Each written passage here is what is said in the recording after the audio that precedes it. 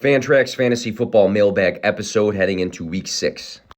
Who is the wide receiver one with Jefferson out? Addison or Osborne? Feels like it's Addison, but could honestly see it going either way. Great question with Justin Jefferson yesterday hitting the IR. So I pulled the targets weeks 1 through 5 of TJ Hockenson, KJ Osborne, and Jordan Addison, the three main pieces in the passing offense with Justin Jefferson out. And to answer this question, it looks like TJ Hockenson is the guy. We're looking at the green there. That's who was the leader between these three specific guys in targets for a given week. TJ Hockenson's targets have been very consistent. And I think that stays the same. I think it comes down to who steps up into that Justin Jefferson role or who consumes the targets that Justin Jefferson was. And KJ Osborne is coming off of 2 seasons prior to this year with 90 and 82 targets. So he's been relevant in this Minnesota offense in the past. There's plenty of volume to be had in Minnesota. Kirk Cousins leads the league with 204 passing attempts. He's second in passing yards with 1,498. I think both KJ Osborne and Jordan Addison take a bump in their roles and the target ceiling that they have week to week with Justin Jefferson out. I do like Jordan Addison more as a talent. First-round draft selection. He had that massive season at Pitt. Really a big fan of him as a prospect, and I've liked what he's done so far.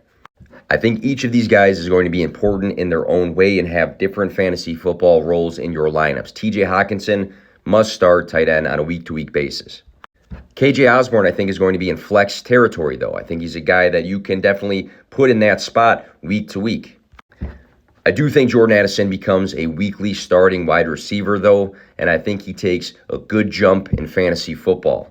We've seen some really good weeks out of Jordan Addison already. I think his ceiling just got higher. Are Atwell and Moss for sure drop candidates? So prior to Week 5, Tutu Atwell was tied for number 12 in targets for the wide receiver position. He was playing well. In Week 5, he scored a touchdown, but he had 5 targets compared to Cooper Kupp's 12 and Puka Nakua's 11.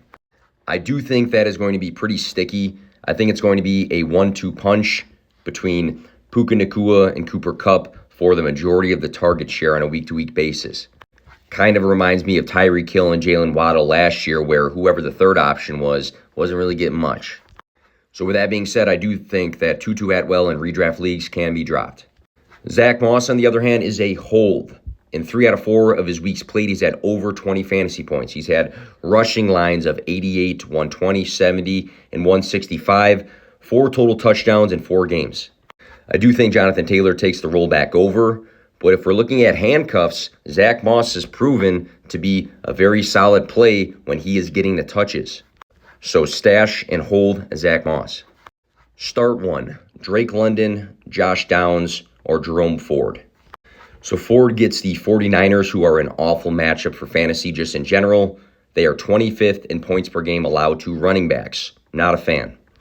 Downs had a solid 6 catches on all 6 of his targets for 97 yards in Week 5. Looked good. But his targets are fluctuating right now. 7, 5, 12, 3, and 6. Drake London is coming off of a season-high 9 targets, a season-high 78 receiving yards, and he gets Washington, who allows the 3rd most fantasy points per game to wide receivers this season, so it's a great matchup. And when we're looking at these 3 names, I just think Drake London is the best talent by a decent amount in comparison to the other 2 guys, so I'm going Drake London. So I'm going to address the first question here, Cousins staying in Minnesota, because there's been tons of people tweeting out and rumors about Kirk Cousins being a trade candidate, especially with him having a solid season and the Vikings not. And now their best weapon in Justin Jefferson, like we just talked about, is on the IR. You look at teams like the Jets, Falcons, Patriots, I think those teams would benefit from Kirk Cousins being their starting quarterback and might be interested. You also might say, hey, if somebody goes down, knock on wood that nobody does, a true contender, maybe their first call is to Minnesota. But we have to keep in mind that Kirk Cousins has a no-trade clause in his contract. So while there's a lot of pretty ideas out there, I'm not sure that anything actually happens. I think Minnesota rides out Kirk Cousins.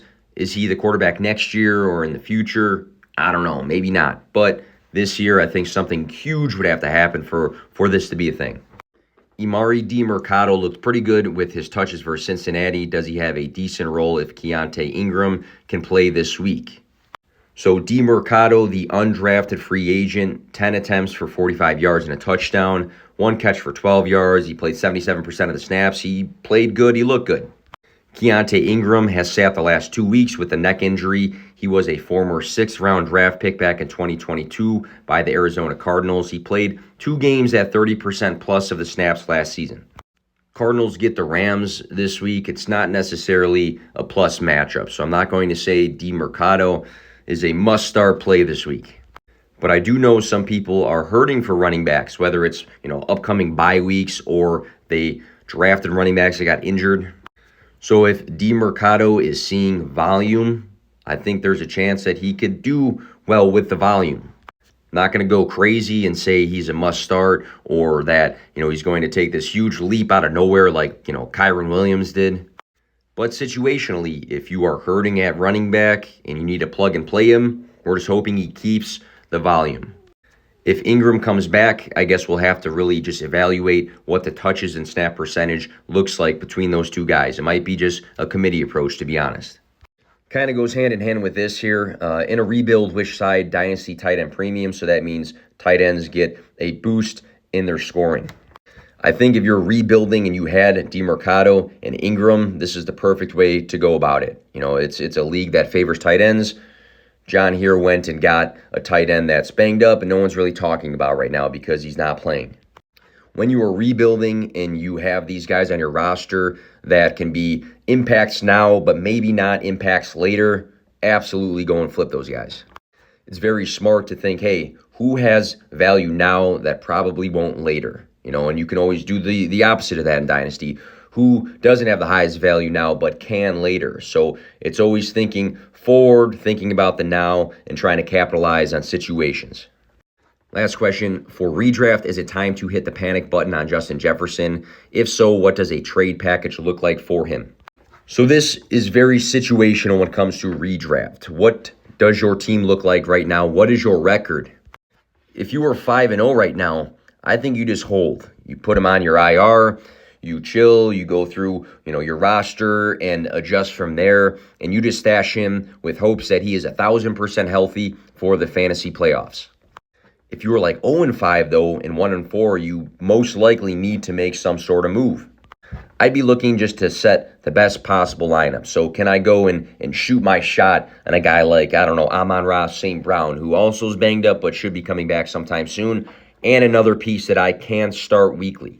I think if you are trading because you need to start winning like right now.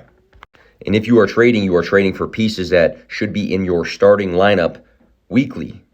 You don't need to trade for a decent wide receiver and then a bunch of depth to sit on your bench. This was potentially the 101 of your league this year. I think if you are trading Justin Jefferson, you are trading for pieces, again, that immediately are impacts on your fantasy football team, with the hopes that it is going to get you back on track to make the playoffs. You cannot win your fantasy football league if you don't make the playoffs. It's as simple as that. But if your team is doing good, you have some good wide receiver depth, I think I just hold and chill if you feel right now you are competitive and on the right path to making the playoffs. Be sure you are following the Fantrax socials for consistent fantasy football content.